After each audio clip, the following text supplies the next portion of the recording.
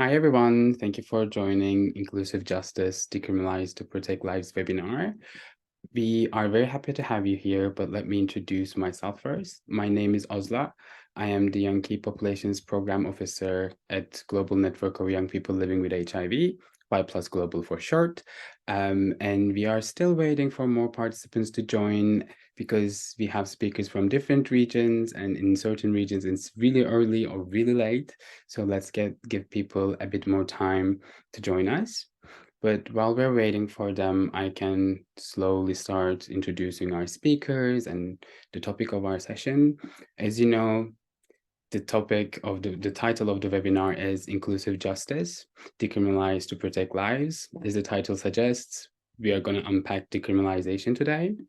And I would like to give a bit of a background why we are here, how are we here, and who are we.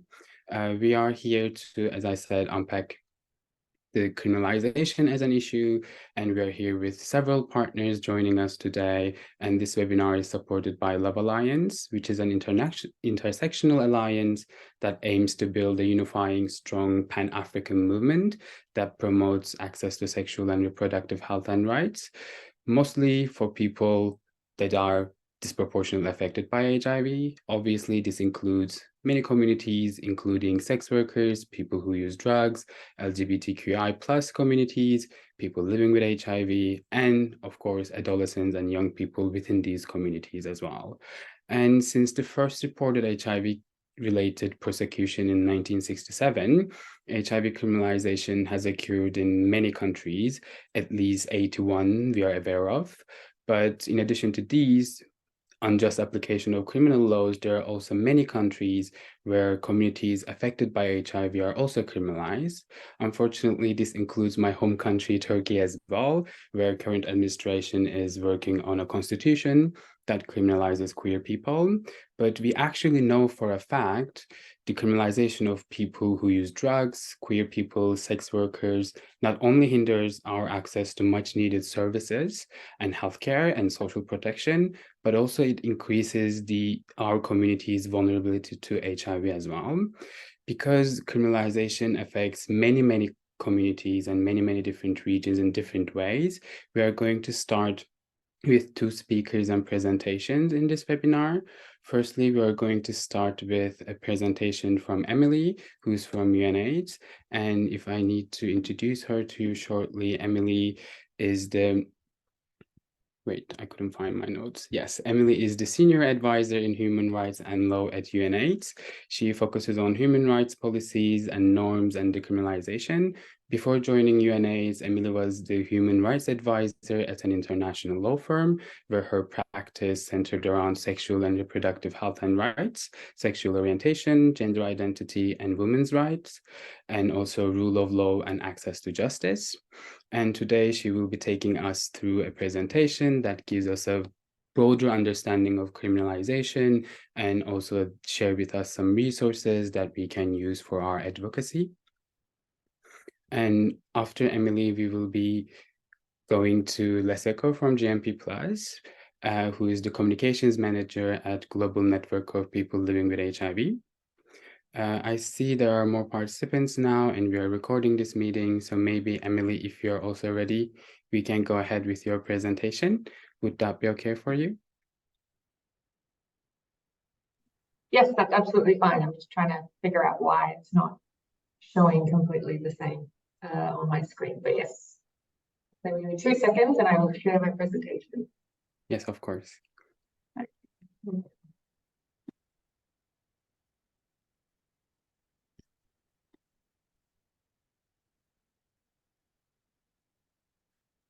So if I do that, that means you can now see the main screen, is that right? Yeah, we can see the starting slide, yeah. Okay, and it's full screen. Is that right? Yes, it is. Great, good. That means I can still see my notes. So hi everybody. My name is Emily Christie. As was introduced, I'm a Senior Advisor on Human Rights and Law, and this is going to be a whirlwind tour of history of criminalisation and where we are today. So bear with me. I wanted to start really with where we are in the pandemic. So this year we reported that there were 1.3 million new HIV infections, 1.3 million people acquired HIV last year. This is a reduction in about 38% from 2010, and our goal by 2025 is that there'll be less than 370,000 people acquiring HIV. The progress that we've seen, as you all know, is not even. We're seeing significant variations between regions. So you can see here Eastern and Southern Africa, Western Central Africa have significant reductions, while at the other end of the scale, we're looking at Eastern Europe and Central Asia, Middle East and North Africa that are seeing significant increases over the last 13 years. So this also hides significant disparities, as we know, for different populations. So in 2022, compared to the general population, we know that HIV prevalence was 11 times higher among gay men and other men who have sex with men, 4 times higher among sex workers, 7 times higher among people who inject drugs, and 14 times higher amongst transgender people. We didn't have trend data or donuts this year. We did in 2021 have a look at trends over time, and it showed that among key populations, there wasn't a decrease in the number of infections per year. And actually, for men who have sex with men, we were seeing around about a 25% increase since 2010. There should be some new data coming out on that towards the end of this year.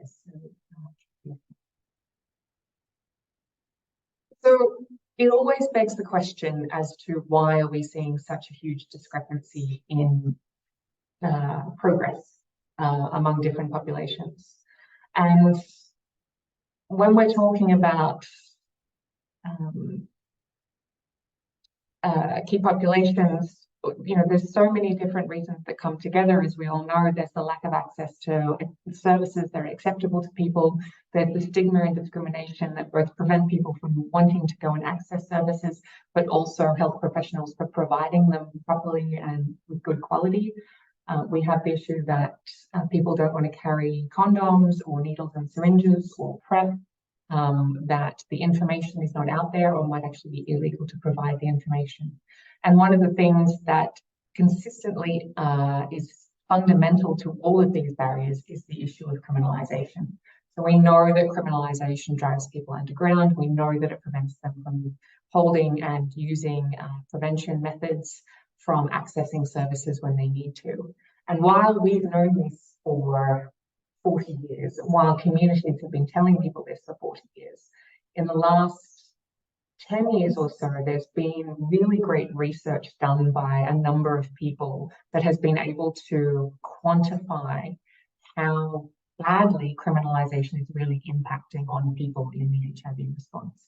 So what I've got up here on the screen now is a study that was released this year in The Lancet that looked at 10 countries in sub-Saharan Africa and looked at HIV prevalence among gay men and other men.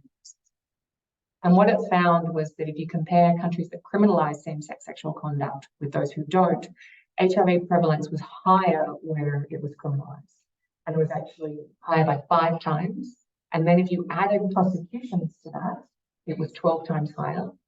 And they also, interestingly, looked at legal barriers to LGBT organizations operating and showed that where there were barriers to LGBT organizations being able to operate and register, there was about a 10 times higher prevalence of HIV compared to other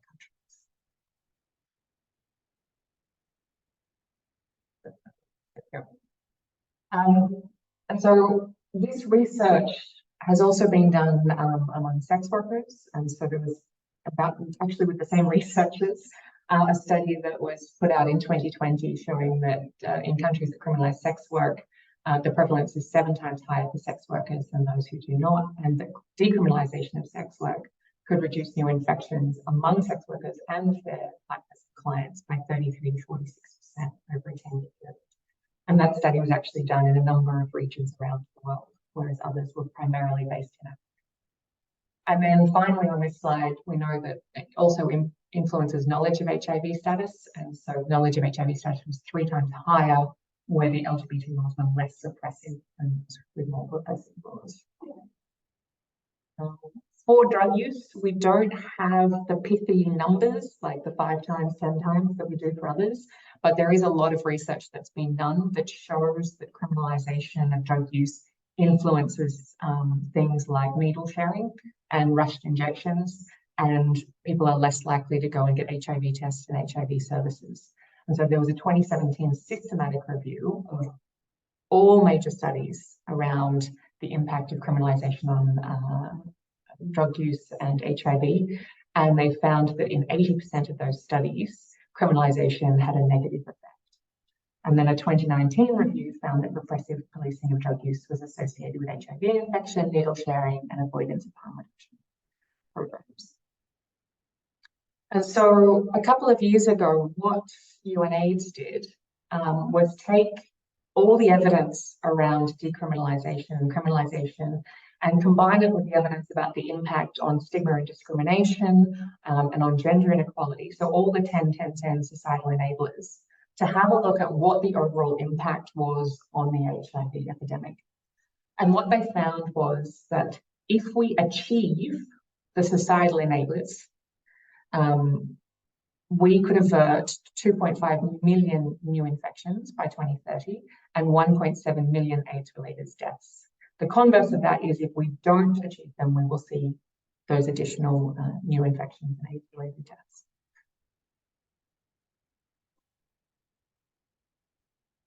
And so why is this?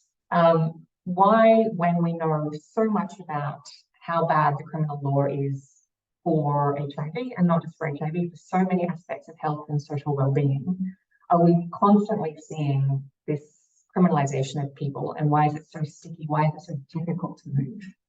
I wanted to go through quickly a bit about the role of the criminal law, and I borrowed a lot of this from the 8th of March principles that were put together by the International Commission of Jurists. So if you want to know more on that, please do go and have a look at that document. It was launched this year and it is excellent. It's really great. So the criminal law is a tool of the state. The state has a monopoly on legal use of force and violence, and the criminal law is one of the ways that it's legitimately allowed to use coercion and force and violence against people. It's only supposed to prescribe conduct that inflicts or threatens substantial harm to the rights and freedoms of others, or to certain fundamental public interests like national security, public safety, order, potentially public health, and public morals. But it is linked inextricably to this concept of harm, whether it's harm to people, harm to property, and so on. And the purpose of the criminal law is supposed to be to retribution, so sort of a payback kind of process when wrong has been done, to deter people from committing certain acts, to incapacitate them, so actually to prevent them physically from being able to commit those crimes again, and also a form of rehabilitation. However, all that being said, criminalisation of key populations, including people living with HIV, does not further those intended goals of criminal. They do not prevent harm to third parties. There isn't a harm physically, psychological, financially that we're looking at. It doesn't deter people. It's not a form of retribution. It doesn't rehabilitate people.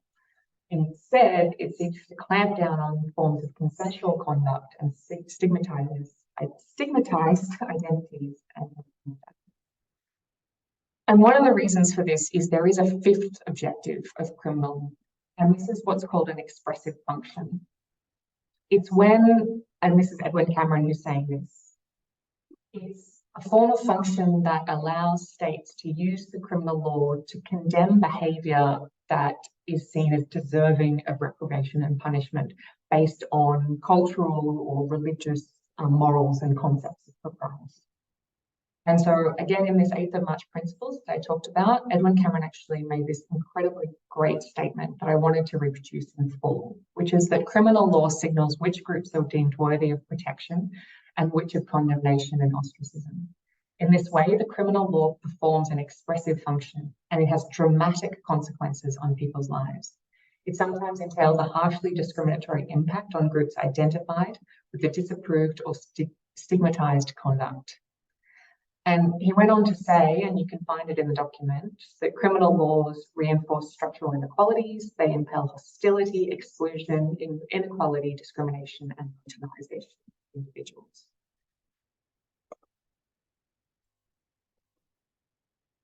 And it's worth remembering that criminal law exists to maintain the status quo.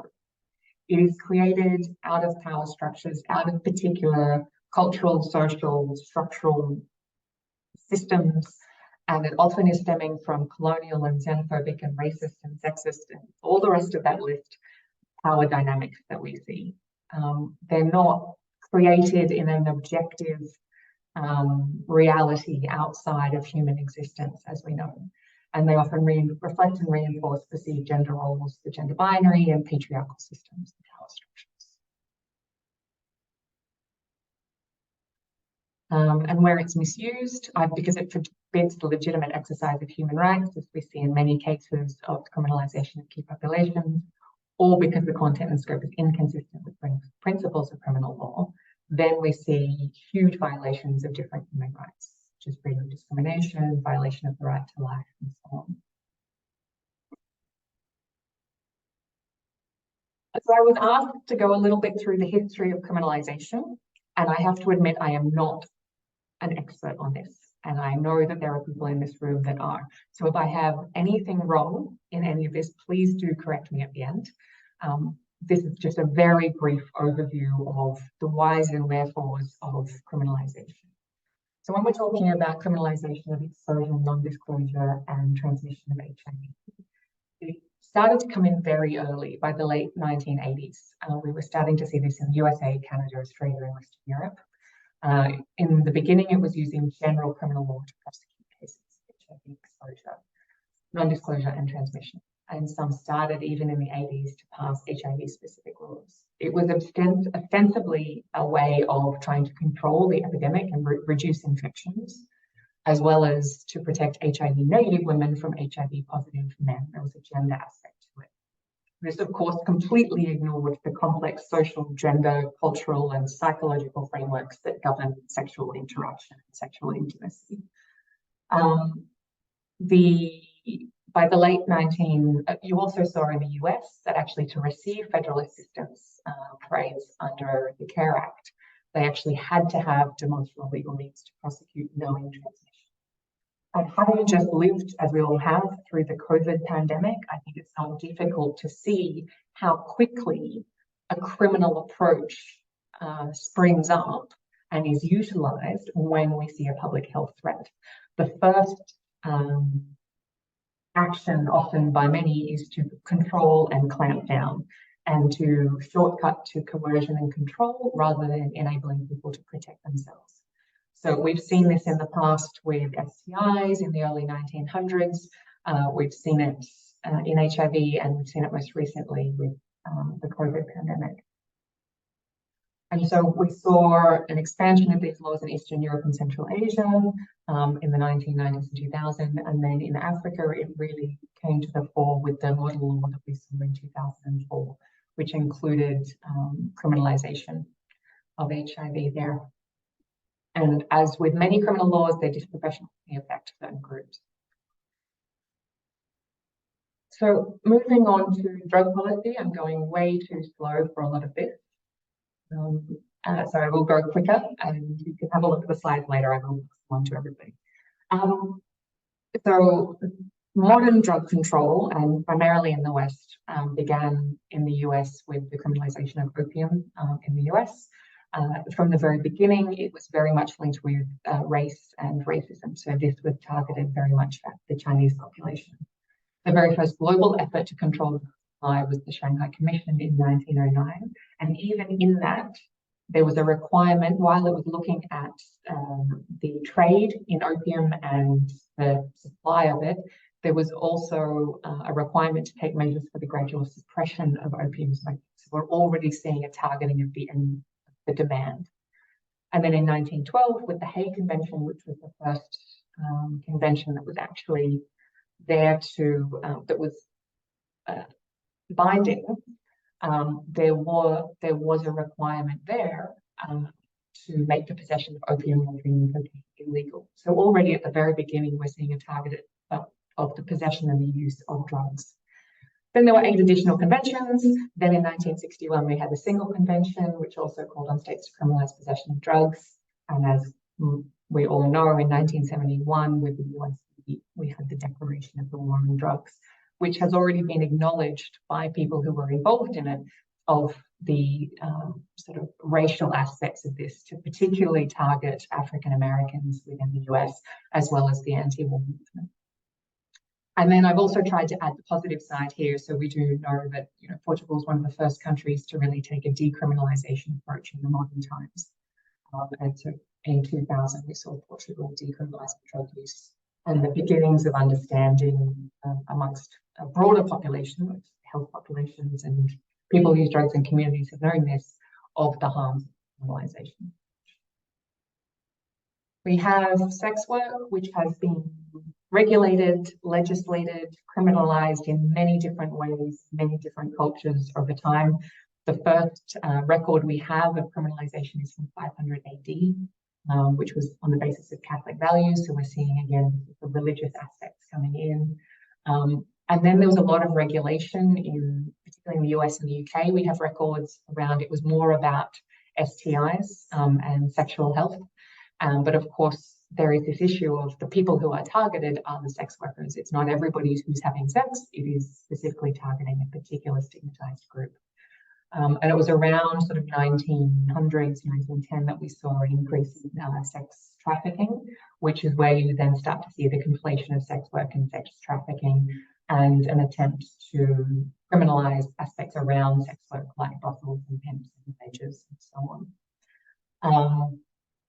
And since then, there's been movements in both directions around sort of regulation, criminalization. Do you target third parties? Do you target, you know, as the end-demand model has in Sweden, the clients? And then in 1995, we saw the first full decriminalisation of sex work in New South Wales, Australia, and the Nordic model in Sweden was the beginning of the new push for an end-demand model there. Almost at the end of the history lesson, I promise. And then I'm almost up to my 12 minutes as well. Very quickly, criminalisation of same-sex sexual activity and gender expression. It's been under church law, secular law. We see it in other countries under Sharia law as well, but I haven't included it all here. France was one of the first to sort of exclude it explicitly from a new law, which was in 1791, and that affected a lot of countries that took on that organic code. And then, as we know, colonisation through the British colonies with the Indian Penal Code went across pretty much the entire Commonwealth and British colonies. And then 1883 is the first record we have of specific prohibition of cross-dressing. We had decriminalisation start to pick up in about the 1930s, and then actually the country I'm in, Switzerland, in the 1940s. And as we know today, we're starting to see a to and fro. So a huge number of countries are still decriminalising, and some of them trying to recriminalise. And again, it's been based very much around ecclesiastical law, religious laws that have been brought into the sector. So where are we today? This is very quickly countries with discriminatory and punitive laws. This was our report this year. We know that we have 145 countries criminalise possession of a small amount of drugs, 168 sex work, 65, because 2 have happened since this 65 on same-sex sexual activity, 20 on transgender people, and 143 on HIV, non-disclosure, exposure, and transmission. The rest of these are really just to take you through very quickly what the UN says about this, and to help you know what are the different documents, the different standards that can be used to advocate against criminalisation. So the very first one within the HIV response was the International Guidelines on HIV, AIDS and Human Rights. And I would have a look at this 2006 one, because particularly what it says on sex work is really quite progressive and almost better than a lot of what we see today. But they had a specific guideline on reviewing and performing criminal laws in that one, and it was actually presented to the Human Rights Commission. which is the predecessor of the Human Rights Council. We then, from 2012 onwards, really started to provide a lot of guidance around decriminalisation. So you've got the UNAIDS guidance on sex work, the Global Commission on HIV and the Law, which covers all different aspects of criminalisation. And what I have on the right is, of course, the WHO Consolidated Guidelines. That's the 2023 version, but it was back in 2014 that they actually first, in their guidance, put the need for decriminalisation. We've even got a report of the Secretary General. This came from 2016, where he specifically said that we needed to review the criminalisation and actually stop misusing the criminal law in terms of key populations and called for decriminalisation. And then just up to the modern times, if you're looking for a statement that goes across about 12 different UN agencies, you can't go better than the joint UN statement on ending discrimination in healthcare settings, because it does call for decriminalisation across all key populations. And I wanted to have a quick chat, if I've still got a minute, and I probably don't, just on HIV criminalisation, because it is, as we know, slightly more complex. Not that it shouldn't be decriminalised, but the arguments around it can be slightly more difficult in terms of the defences that we talk about and how it needs to be decriminalised. And so we've got here the UNAIDS document from 2013, but then two fantastic documents that have come out in recent times that really help to explain to people why we should not be criminalising HIV and having specific laws, are an expert consensus statement from 2018, which talks about how the low chances of transmission of HIV when you're using a condom, when somebody is on PrEP and somebody has a suppressed viral load, and the fact that there really is no chance of transmission in those situations. The document on the far right is the 2023 WHO document, which changed things from there is a low chance of transmission of HIV when you are virally suppressed to there is zero chance of transmission of HIV when you are virally suppressed. And this was huge news earlier this year when it came out, because it really does back the U equals U, undetectable equals untransmissible, and is the most forceful and strong statement that WHO has come out with. And so when we talk about HIV exposure, non-disclosure and transmission, one of the issues is that a lot of the time the prosecuting of cases and the law does not look at intent, and it does not look at whether or not there has been transmission and what are the chances of transmission. And so UNAIDS and the UN, the policy there is that HIV criminalisation should never have an HIV criminalisation specific law.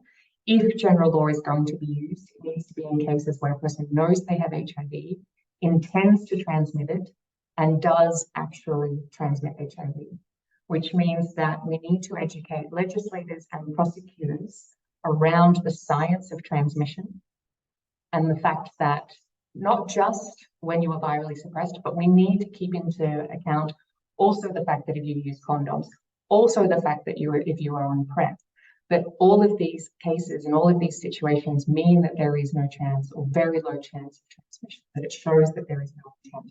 And actually, you need to be showing positive intent from a person in those situations, because situations of power differentials, different situations of stigma, all of these mean that it makes it very, very difficult to treat these cases as if there is intent. There needs to be a much more public health-based approach, an approach that helps people to be able to access medication, to know how they can prevent acquiring or transmitting HIV, and putting that enabling environment within the hands of individuals themselves.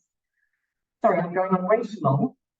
Very last set of support advocacy materials that we have here are a set of human rights fact sheets, which most of the information I talked about today is here, as well as the 8th of March principles. And I am going to leave you with just a quote from Winnie Byanyima, which was on the link between decriminalisation, ending inequalities, and thank you very much.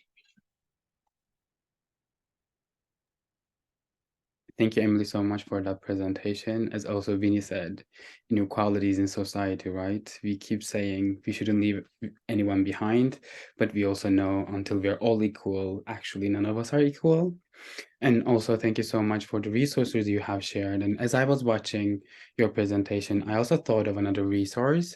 There is a network called HIV Justice Network, who basically monitor cases around HIV criminalization globally, and they publish annual reports on their websites.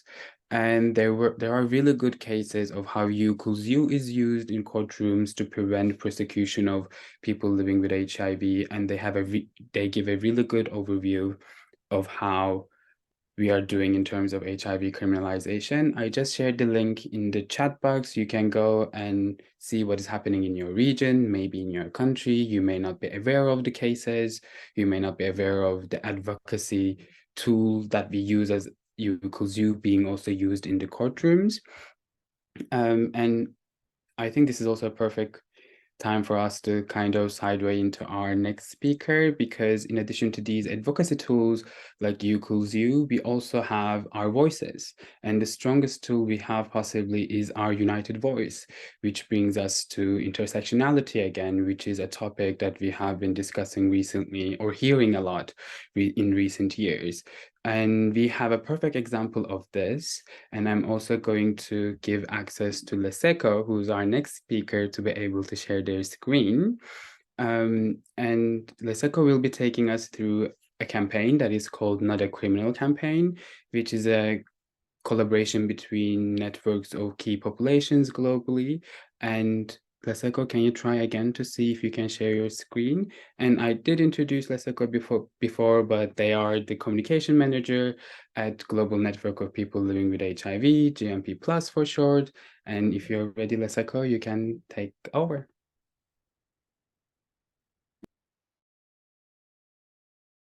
You're muted, my love. Yeah, I'm muting myself. Hi, thanks so much.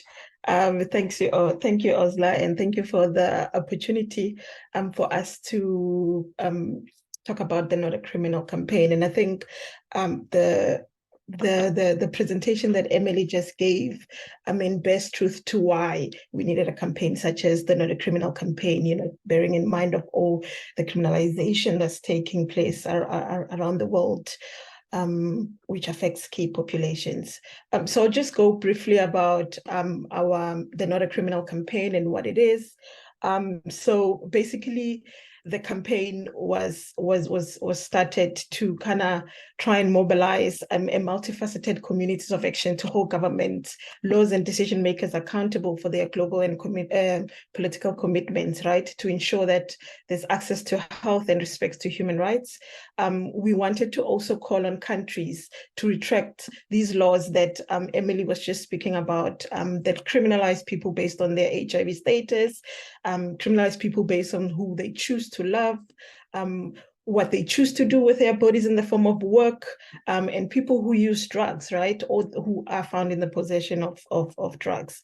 But also, I think one of the most important things that we wanted to do was to mobilize communities who experience interlocking forms of social oppressions to come together in one unified voice and action, and call for the decriminalization of the different things that I've already mentioned, like HIV transmission, sex work, drug use and possession of drugs, but also sexual orientation and gender identity. And I think this point is really important and sits very dear to us, because we understand the importance of kind of building intersectional movement, right? Because at the end of the day, we find ourselves as different key population criminalized for different things, but at the end of the day, these criminalization is intersecting, because, for instance, I might be a queer person, I might be a sex worker as well, I might be living with HIV, and all these criminalization affect me in one way or the other. So for us, it's like, if we're going to work towards decriminalization of one thing, might as well we come together and call for decriminalization of all these bad laws that we find ourselves being oppressed by.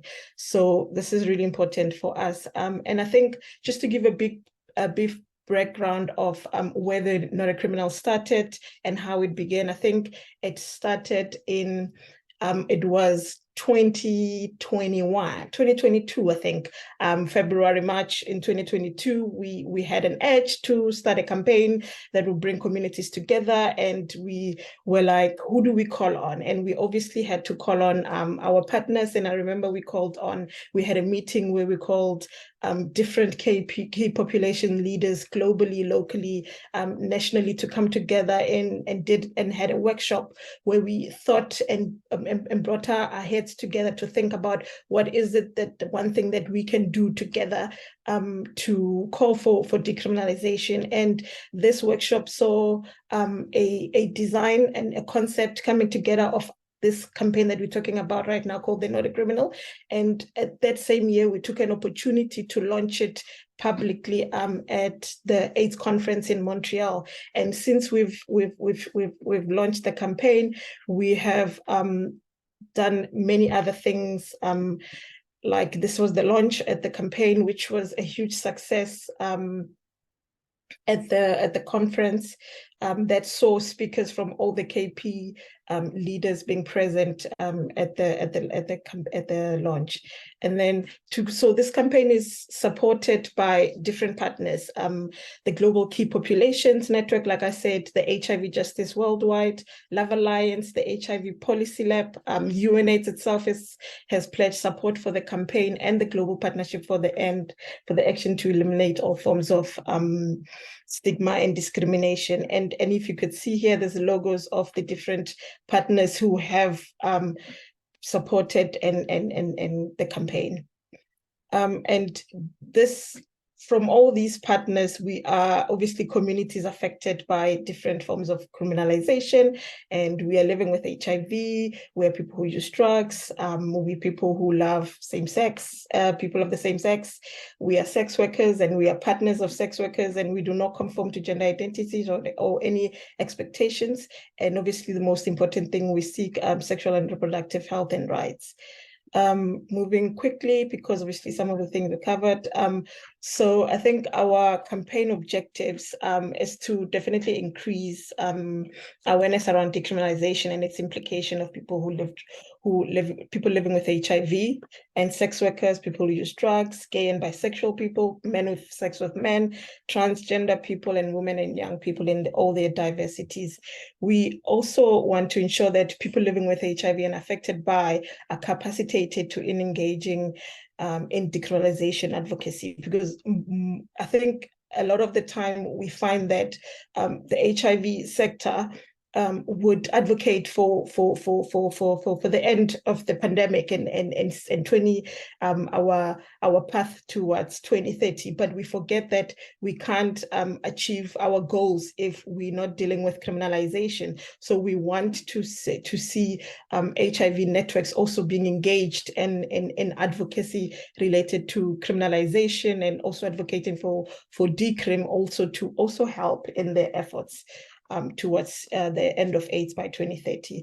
But also, I think one of the things we also want to build strong intersectional collaborations with KP networks and for the action of decriminalization. And I think another thing is, we find that a lot of key populations organization, maybe the LGBTI, wouldn't want to connect their struggle with the HIV, because one would take more precedent over the other, so we want to obviously show that if we are together, we are definitely stronger together. So if we come together and for the efforts for decriminalization, then we will all, at the end of the day, be winning. So some of the things that we have done, for the Not a Criminal campaign.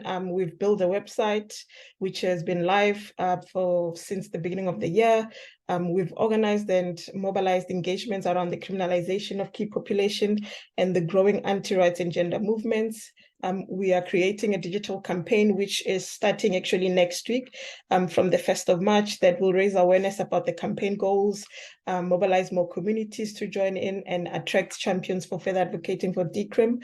We are also working on forming a joint calendar for 2024 with some key advocacy partners for some key advocacy moments to further raise the awareness about harmful laws.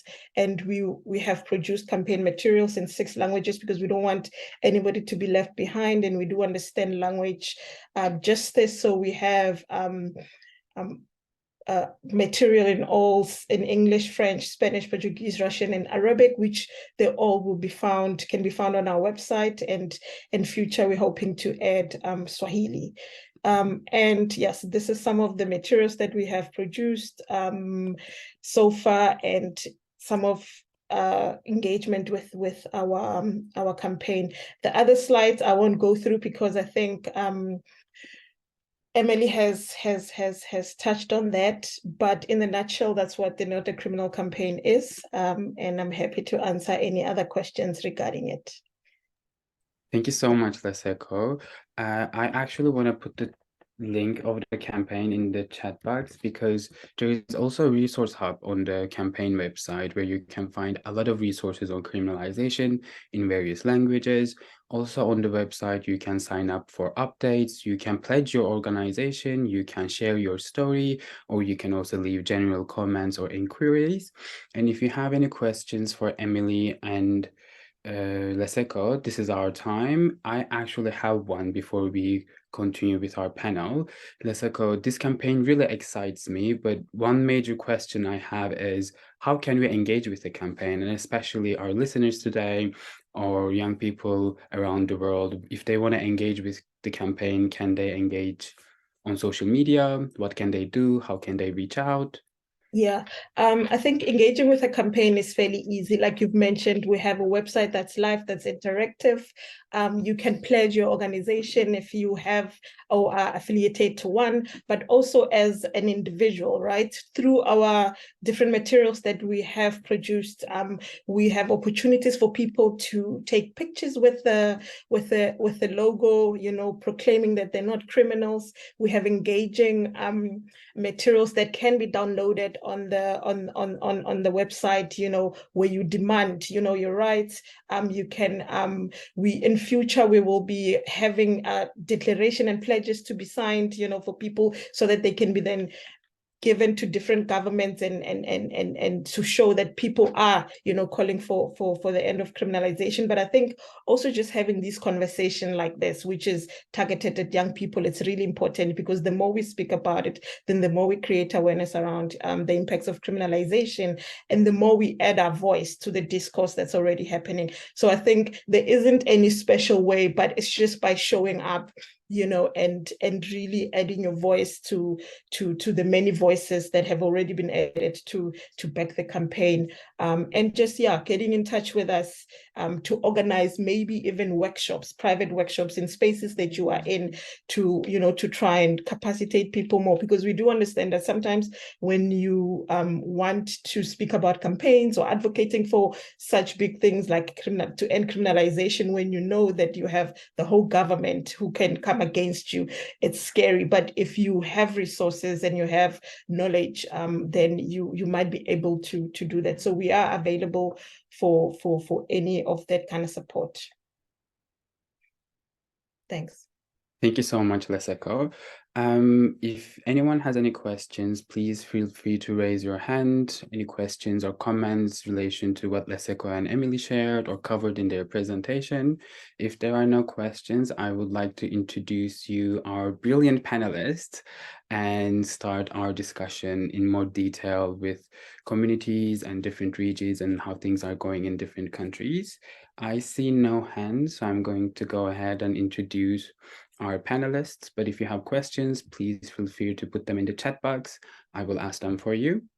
We have several panelists joining us today. Our first panelist is Jess Morales from Guatemala, who is an activist, mother, anti-prohibitionist, feminist, and a drug user. Jess is currently living in Guatemala City. She's working for INPUD, Latin American network of people who use drugs, and she's also working for a global fund project that works with key populations and people living with HIV in the Latin American region. Thank you, Jess, for joining us today. We also have Catherine from Kenya, who is a young emerging leader at Y Plus Global and GMP Plus, which is a capacity building program we run in collaboration with GMP Plus under the Love Alliance. And she works with the African Sex Workers Alliance as a policy and advocacy assistant. She is also part of the team that is overseeing the implementation of a project in 3 Southern African countries. Those are Zimbabwe, Mozambique, and South Africa. We also have Oliver, my colleague from Y Plus Global, joining us today. Oliver is a passionate advocate from Mombasa, Kenya, who brings expertise in HIV programming with a focus on key populations, gender equality, sexual and reproductive health and rights. And within Y Plus Global, he is working with the Her Voice Fund project, and he is the administration support, and he manages program activities for adolescent girls and young women. And beyond his professional role, he is a dynamic force dedicated to creating a lasting impact in HIV programming and advocacy. And last, we have Agnes, who's joining us from Nigeria, who works with the African Network of Adolescents and Young Persons Development. I want to thank you all for joining us today. And I'm kind of a little bit biased, so I'm going to direct my first question to Oliver. But please, any questions, feel free to jump in and share your perspectives. So Oliver, how are you doing? I'm good. And you? I'm okay. I'm okay. The question I wanted to ask you to start our discrimination is, we discussed how criminalization is ongoing globally, but I want to specifically touch on young people. So could you tell us a little bit about how young key populations are affected by criminalization? So hi, everyone. It's nice seeing you. Also, thank you for giving me this space to share some of my thoughts. So coming from Mombasa, I want to share a perspective of where I come from, where I'm currently based. So within the year 2023, which is this year, we have won some of the most, how can I put it? I don't want to use a bad word.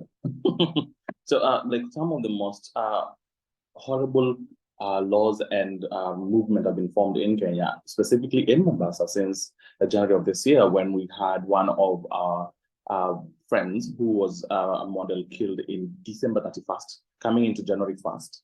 So when we lost Chiloba, he was called Chiloba, Edwin Chiloba. They were called Edwin Chiloba, pardon me for that, was murdered by his estranged boyfriend. And before it was known that it was his boyfriend, most of the queer people had called out homophobia. And because of that, a lot of attention went into what LGBTQ plus community were in Kenya. And it was a chain reaction from there. And the level of violence cases that came up during that time, for example, in January, we had 78 cases of violence that were reported to the National Gay and Lesbian Human Rights Commission. By March, it was 367 people reporting of violences. Within a span of 3 months, we went from 78 to 367. People started going out of their way to cause harm to the queer people and queer persons living in Kenya. This, on the other hand, now went all the way to how people felt in terms of the security living in Kenya, specifically in the Coast region, because in the Coast region, we now had a movement called the anti-LGBTQ movement, which was majorly made of religious leaders, mostly the Muslim religious leaders in the county, which has even had public demonstrations of the streets. So for people who now work in spaces which are queer-oriented and people who seek services in public facilities, that has been a completely, a 360 turn, because when you come to Mombasa, we realize Mombasa has a lot of religious affiliation people. It's a very religious town. And that said is that most of the public health service providers are biased on their religion, which is not acceptable per se, but it happens. And this in turn now has made people shun away from accessing service in the public health facilities, because now why I don't think I will be accepted, or I don't think I feel safe going to the public health facility. And also, I don't think that I'll receive service the way I'm supposed to. And speaking as a person living with HIV and through the experience that I've had and people that are in my circles, people have had a lot of challenges when it came to how they went to take the refuge, because now it meant the only few spaces which are available were the facilities which are run by which are queer-friendly facilities, which are DICEs, as we call them. And currently in Mombasa, we had only a single organization which had a DICE, and it was one. And then there's another who is a partner who had three. And what happened, the demonstration by the time we were getting to July was so intense, and the security risk was so high that we got to a point of the DICEs ended up closing. So now the only space that people could seek service, the DICEs, ended up closing because now they were being targeted, they were being talked about by the people now who are organized for the rallies against the queer people. And now for like some actually closed up to 2 months, others up to a month, others 1.5 months. So which means during that period, queer people could not access services in those spaces. So in turn, one, in my perspective, is the prevalence of contracting HIV for clients who are made on PrEP, who did not have enough access to it, went high. The chances went high. And also for the persons who are on ART, like the support system for that period and moment was disrupted. And now this meant it left people at risk of exposure. So this year, to getting now in October, we've had 2 public demonstrations on LGBTQ, anti-LGBTQ movement in Mombasa, and another one which was held in Nairobi recently. I think the person from Kenya also can attest to that. And this is really affecting people on ground. So there's a research that was done in Kenya that was done to the directors and programs person for 20 organizations in Kenya, which they represent around 25,000 key populations, specifically the GBMSM and the LGBTQ plus person.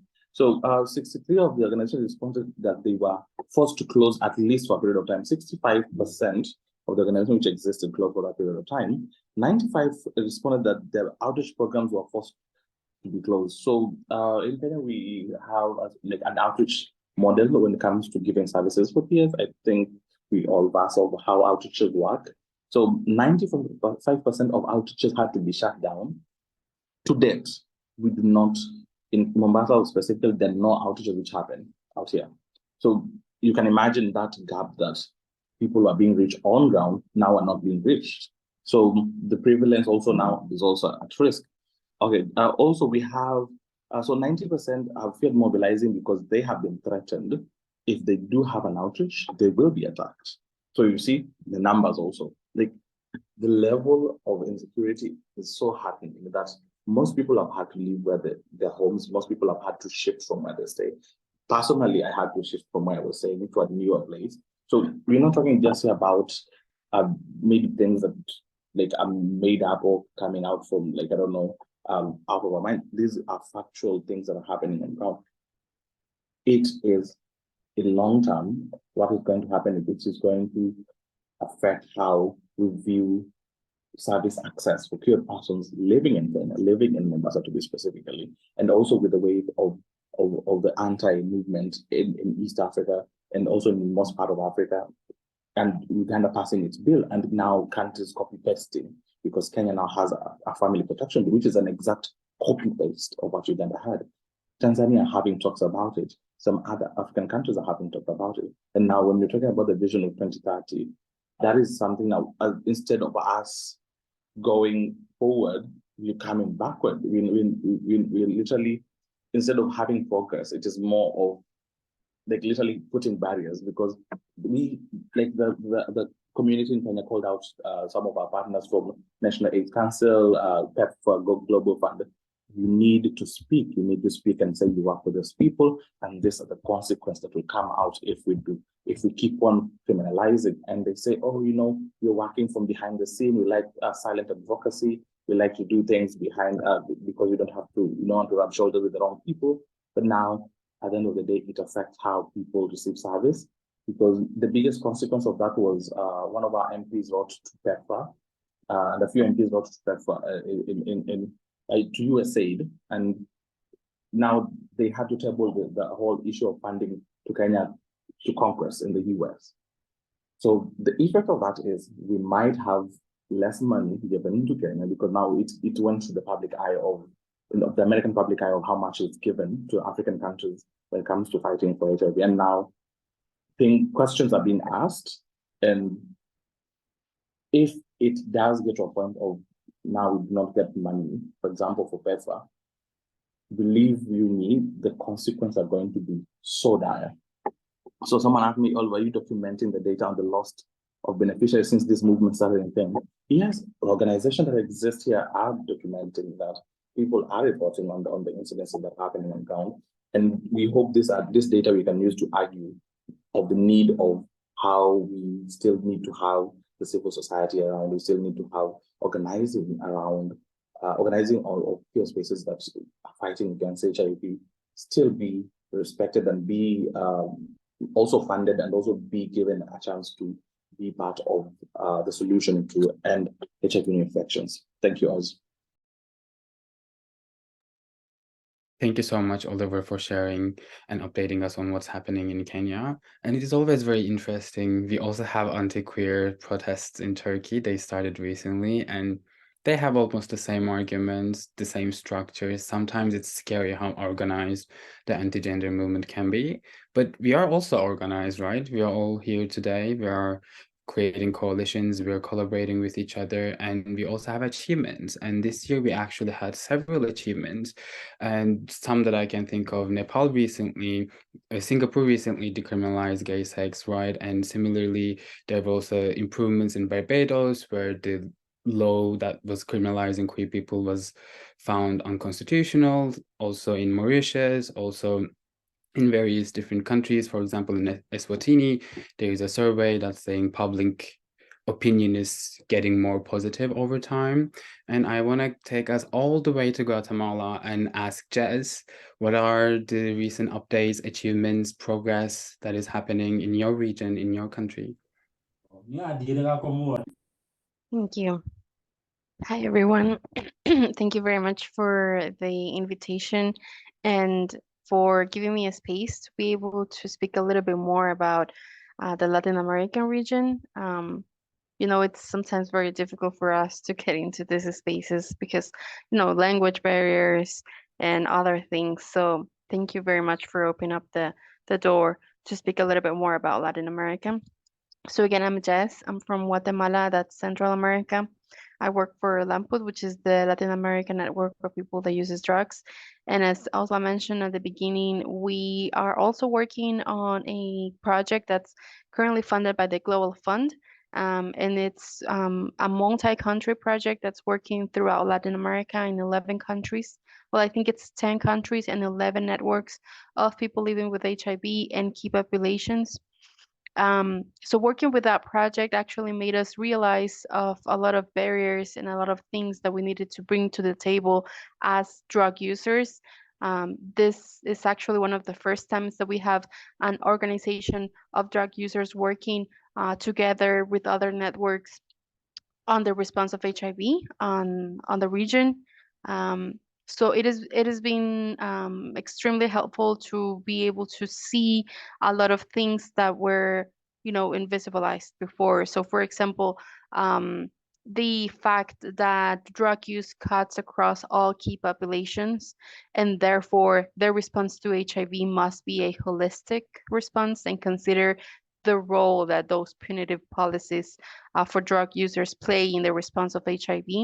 We were able to identify that a lot of people living with HIV that were part of a civil society organization were actively using drugs, but they were hiding their consumption because of the fear of being kicked out of that network, or the fear of, you know, discussing this with their doctors or their healthcare providers and being denied medicine, being denied healthcare access. Those are things that we were able to bring together and visualize that were happening, but no one was talking about that. putting issues such as chemsex into the table resulted to be, you know, utmost importance to create strategies that are truly effective. You know, in Latin America, and well, the global response for HIV usually focuses on people that inject drugs, but in Latin America, the use of injected drugs is pretty much segregated to a specific part of society with a lot of money. So let's say, you know, rich people are the ones that inject drugs here.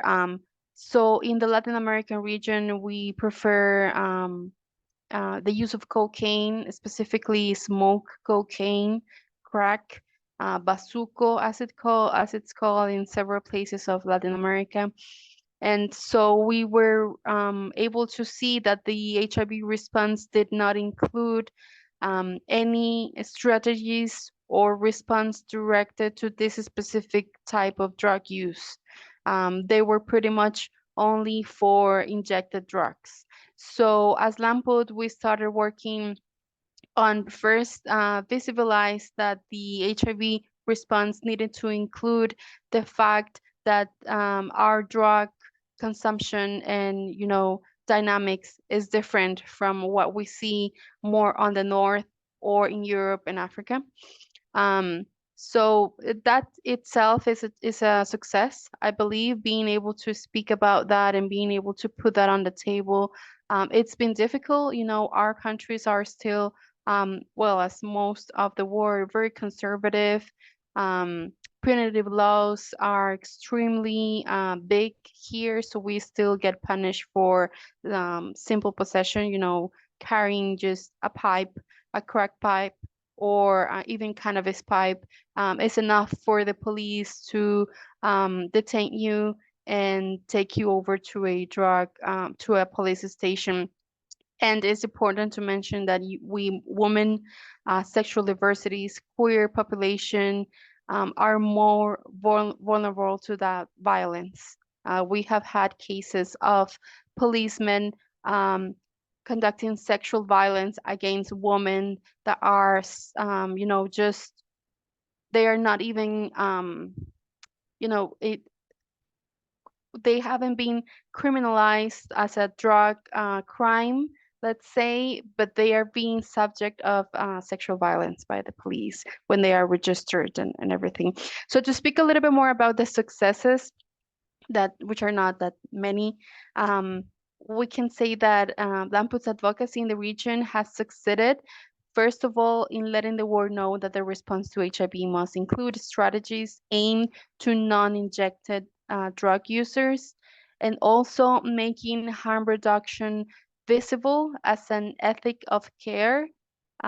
So here in Latin America, we have this vision of harm reduction that it's not limited just to, you know, let's say supervised consumption sites or syringe exchange programs, which are all illegal here, but also as a policy that includes the implementation of a logic of personal and mutual care, a community care, promoting that sense of community, which is something that is very present here in Latin America culture. I think it's because of what we have learned from those ancestral fights of indigenous and Afro communities that still persist here because of the influence of colonization and racism that we still live.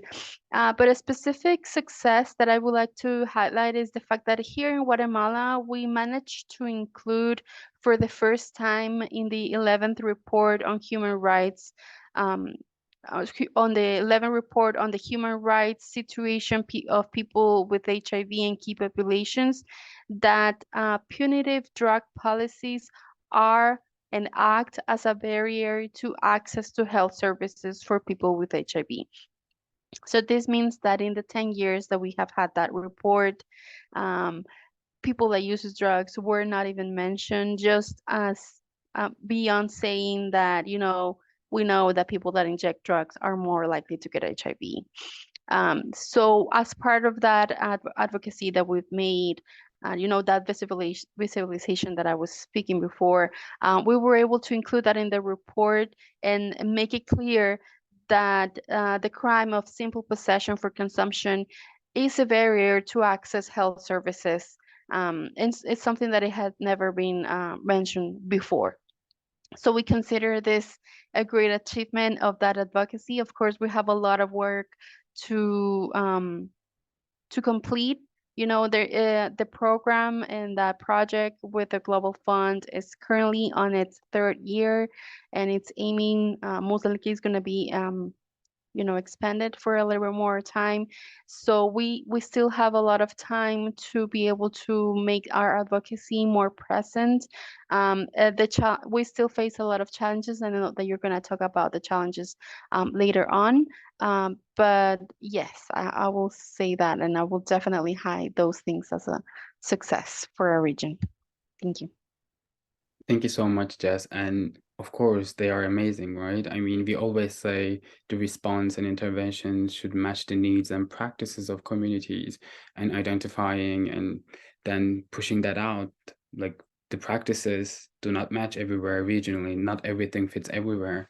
I think that's a major achievement, I would say. Yeah. Thank you so much for sharing those. And now I would like to take us to Nigeria and ask Agnes. Agnes, if you can share with us what kind of change we are seeing in the advocacy spaces that are being led by young people. I actually don't see Agnes. I'm not sure if she's still with us. Oh, she's here. Hi, Agnes, can you hear us?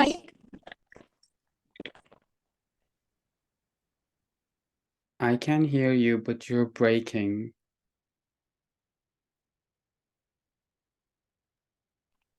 Can you hear me? I can, but I think it's breaking. But can you speak so we can test the connection?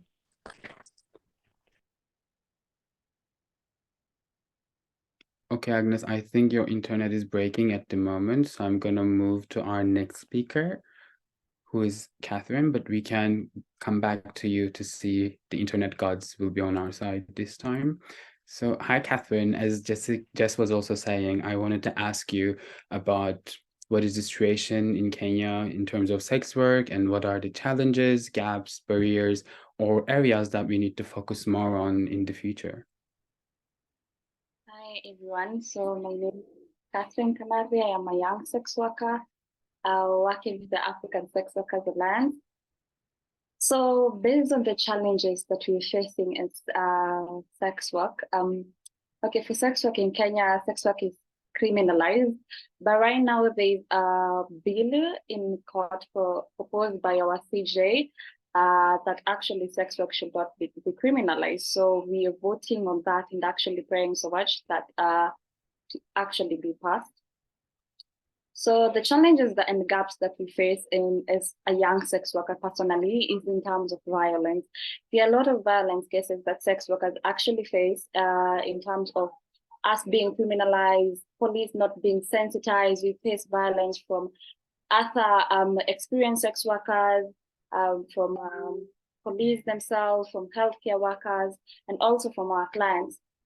We also face mental health issues in terms of the violence cases that we face. We can't go to address anyone in terms of us facing violence, because in the first place, sex work is criminalized. So we end up having mental health issues because we have stigma around us being sex workers, which has actually led to a lot of young sex workers' death in the past few years currently. And also lack of quality access to healthcare services related to sexual health, including contraception and reproductive health. This has been an issue in terms of acquiring healthcare services in government facilities, also in terms of even getting contraceptives, abortion pills, which is actually, we can't have safe abortions in any government facilities. Getting contraception is also a query. Why you having contraception every now and then, you're coming to get pills? That is also a query that is raised by healthcare as facilities. So we actually are advocating for a lot of healthcare facilities led by sex workers in terms of us and sensitizing the healthcare givers in terms of getting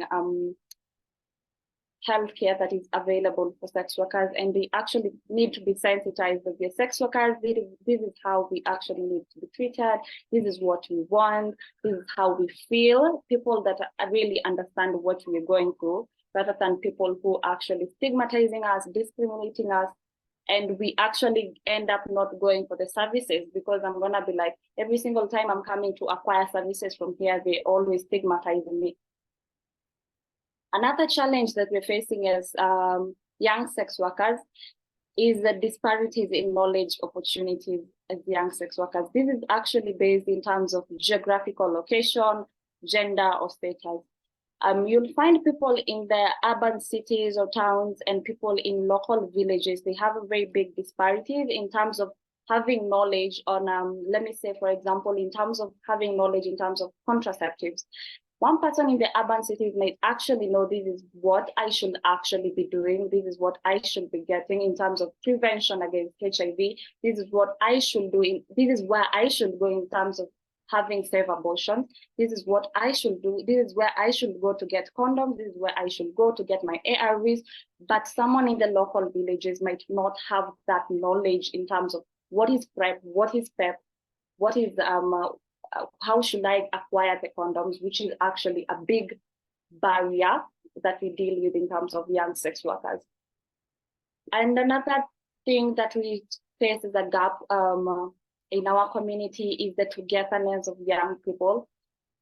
This raises the question of the "no one is left behind" slogan, because we tend to find in meetings we all together, we're supportive with each other, but when we go to our own spaces, we find ourselves leaving another specific community behind. For example, we are advocating for all young people, but you find that we are going to specifically leave a community like the LGBTIQ young persons behind. So we are going to be pushing together with the sex workers, other people living, young people living with HIV, but we've forgotten another community behind, which is also a barrier for us as sex workers. So those are the, some of the examples and the barriers that we're facing as young sex workers, and we'll actually advocate things for criminalization. We are gonna, as much as the law is gonna be on our side, that is where we shall stand. We shall take a stand to advocate. This is what we want as sex workers. Since it's already decriminalized, we shall go to the sensitization part in the national level. This is what you should be doing for sex workers. This is what should be done for them. This should be done when training is ongoing for nurses, for doctors, for everyone. It should actually be in the curriculum. This is specifically how this community should be treated. Yeah. Thank you so much, Catherine, for sharing your perspective, and I completely agree. Should we try Agnes again? Agnes, are you with us? Can you hear us? I can, but it's breaking. Let's try. I wanted to ask you what kind of change we are seeing in the advocacy spaces that is led by young people.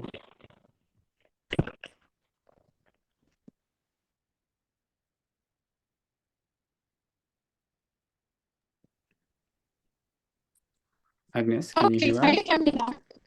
Yes, I think it's getting better. Do you want to go ahead? Okay. Thank you so much for that question. So before I quickly answer, I'm unable to turn on my camera because it's going to affect the network if I do that. Yes. So thank you so much. Now I think I want to add some points to what Oliver had said in regards to some of the how young populations are being affected by criminalization. I want to speak in regards to Nigeria, for example. You see, the young populations are prone to HIV, more exposed to HIV, getting infected with HIV compared to the general population.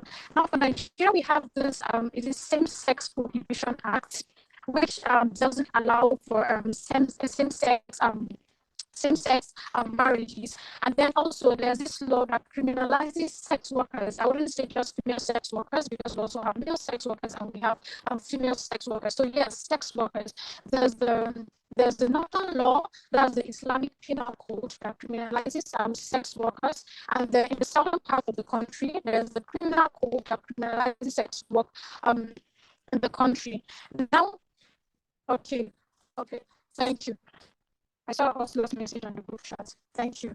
So yes, so because of these laws that are criminalizing these sex workers and then these same-sex prohibition acts and even persons who use and inject drugs, some of these people who want to go to these healthcare facilities to access some of those healthcare services, because of, like the northern Nigeria, it's so strong against sex work that even if it is perceived that it's you are into sex work, even the way you dress, the law enforcement agencies will pick you up. There was this trend on social media, I think a week ago, where they arrested over, I think, 100 persons that they were engaging in a same-sex marriage.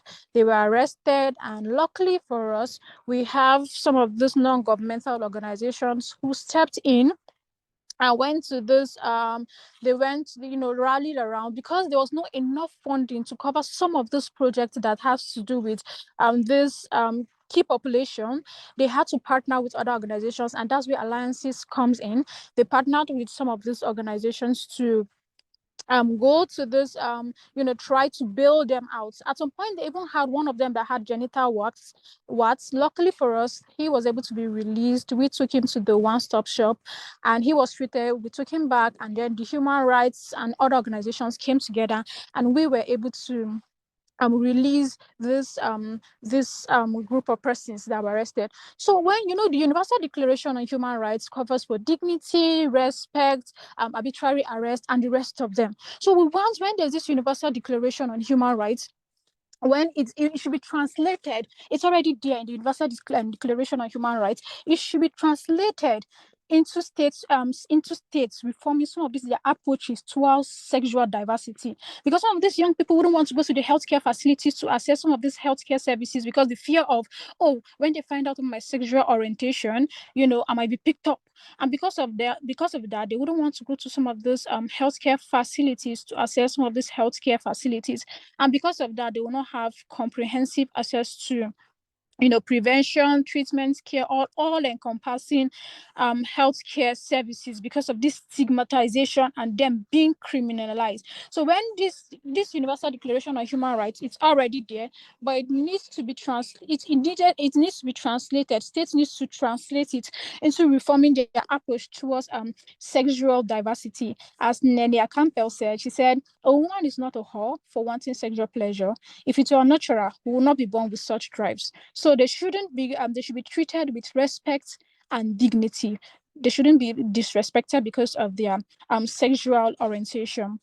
Now, for some of the changes that we've been seeing in the global advocacy spaces, they are being led by young people. Young people, there's this these young people, there's this fire in us to want to drive change in our community.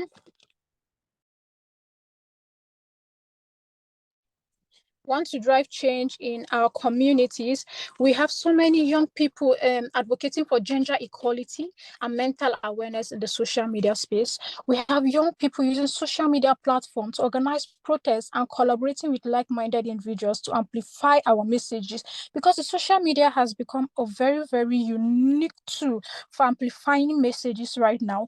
And it's social media is so wide that when you want to advocate for something, it's not limited to a particular region or a country. It's so global that it gets to meet the message is able to go to a wider audience. And these people that we want them to drive this change, the decision makers are in this platform, and they are seeing us when we do some of this protests, collaborating with like-minded individuals, carrying out this social media advocacy. So yes, the young people are using social media platforms to organize protests and collaborating to send our messages, to amplify our messages, because young people's determination and our innovative approaches, yes, in shaping the global advocacy space. We are so determined, and I think that's a plus one for the young people. So yes, thank you. Over. Thank you so much, Agnes, for your response. And the internet gods were on our side this time. It was a bit shaky at the beginning, but most of your answers were very clear, and I appreciate your perspective and your contribution. I also saw the news of people attending the birthday party being arrested. But I'm really glad the civil societies and local organizations were able to intervene and support people. Is there anyone who would like to ask any questions or ask for clarifications from our speakers or our panelists? I see we have about 7 minutes left to wrap up this webinar. And if any of you have any questions, I think this is your chance to ask them, or if you have any contributions you would like to share with other people on the call, you can also do that. You can tell us about what is happening in your country, what are your organizations working on. If there is anything else you would like to share, we can do it. And yes, there are several more young emerging leaders from the capacity building program that we currently support. If any of you would like to speak, you're also more than welcome to jump in and share your perspectives, of course. Yes, Agnes? Okay, Osla, thank you so much. So I just remembered something. There's been some achievements in Nigeria that it's worthy of note that I must make mention of. Can I go ahead? Yeah, of course, go ahead. Okay, thank you. So as a whenever we want to drive change and drive some of this change, we need to pull in the decision makers, because if we do not put, they are the ones who make the decision. So when we want to carry out advocacy, we need to work with this decision makers. So as at yesterday, the National Agency for the Control of AIDS in Nigeria organized a 2-day collaborative learning workshop specifically for key populations and adolescent girls and young women. And I think this is the first time they are specifically organizing something like this. It's usually for, AYPs, the adolescents and young persons, but this one is tailored specifically for the key populations and adolescent girls and young women. It's a collaborative learning workshop where CSOs will come together to share the work they've been doing for the key populations, and how others will learn from what they are doing, and how they in turn, will share. I participated in this particular collaborative learning workshop. There's a 2 days workshop, and we'll be able to share our challenges and issues with them, because they are part of they influence some of the they are part of the decision makers. So these challenges that has been shared, I believe it's a plus one on our own side, because I believe since they've had our challenges, we've shared cross-cutting knowledge from different organizations. They are carrying out programs and interventions for the key population. I believe this is also going to transform into a positive change. And the ISDAO is also starting a program in Nigeria. Yes, it's going to start in, I think, 4 states in Nigeria, and that's a plus one, because this particular advocacy is going to focus on the key populations, and is going to work directly with the stakeholders. That's the people that influence our decision. We are even taking it up to the national stakeholders, and even our legislators, the decision makers in Nigeria. So we are taking it up to them. It's going to be a 1-year program, because whenever we do some of these advocacies, the issues we usually have is, whenever we do some of these advocacies, we probably do it for 1 month, and after that we'll not do another advocacy till maybe another time, something like that. So this time around is going to be a 1-year program, whereby when we continuously share our problems with them, tell them this is our issues, this is what we want. We are hoping this time around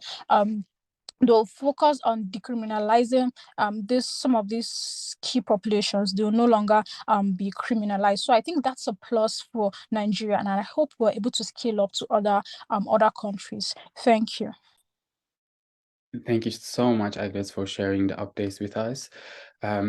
There's so much work to be done, and we are all doing great work. And it's really nice to see, really nice to hear the plans for the coming years and future. We have only 2-3 minutes left that we booked for this webinar. Does anyone have anything they would like to share, any questions they have, or any contributions you would like to make? If you do, this is your moment. If you don't, I'm going to ask if we can turn our cameras on to take a group photo so we can post this on our social medias. Only if you're comfortable, of course. If you're not, you don't have to. But if you can, it would be really nice to get a group photos as a memory as well, even if you don't share it on social media. I'm gonna give some time for people to either move back to their computers or turn their cameras, fix their hairs, whatever you need to do to look pretty, which you do already, I'm sure. I see some people have turned their cameras on. Oh, there are more coming. It's nice to see you all. If that is it, I'm gonna take a couple of screenshots. I'm gonna do a countdown. Run back to your computers. I'm gonna start from 5, 5, 4, 3, 2, 1. I took several. I hope you looked cute. I'll look at them later. Again, thank you everyone for joining and thank you for your contributions. And once we post this webinar online, please feel free to share it with your colleagues, your networks, your friends who may benefit and use the resources and ideas we exchanged here. Thank you again for joining.